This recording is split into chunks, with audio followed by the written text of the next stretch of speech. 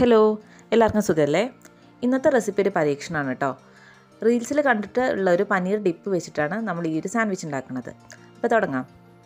ഒരു ചെറിയ പീസ് പനീറും കുറച്ച് പാലൊഴിക്കണം. 2 സ്പൂൺ പാലൊഴിച്ചാൽ മതി. ഇവിടെ ഞാൻ പാലൊഴിച്ചത് കുറച്ച് കൂടിപ്പോയിട്ടുണ്ട്. അതിലേക്ക് ഒരു അല്ലി വെളുത്തുള്ളി ഇട്ട് കൊടുക്കുക. ഈ ഒരു വെളുത്തുള്ളി തന്നെ നല്ല ഫ്ലേവർ തരേണ്ടതിന്.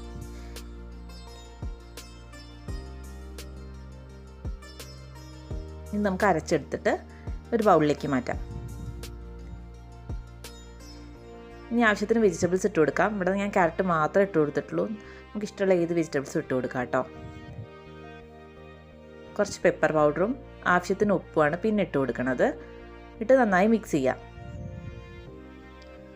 ഉറിക്കാനും ഹെർബ്സും ഒക്കെ ഉണ്ടെങ്കിൽ അതൊക്കെ നമുക്ക് ആഡ് ചെയ്യാം കേട്ടോ അതിൽ.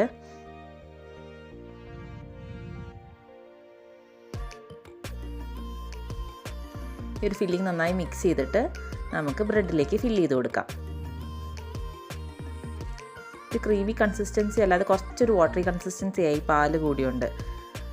നിങ്ങൾ അതിനനുസരിച്ച് ചെയ്ത് കുറച്ച് പാൽ ഒഴിച്ചാൽ മതി കേട്ടോ. 2 ഭാഗത്തും അത് ഫില്ല് ചെയ്തിട്ട് നമുക്കത് ടോസ്റ്റ് ചെയ്തെടുക്കാം.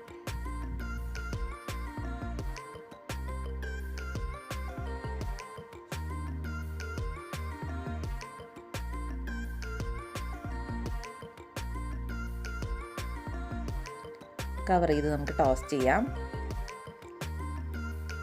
ചട്ടിയിലോ ടോസ്റ്ററിലോ ഏതിൽ വേണമെങ്കിൽ നമുക്ക് ടോസ്റ്റ് ചെയ്തെടുക്കാം കേട്ടോ.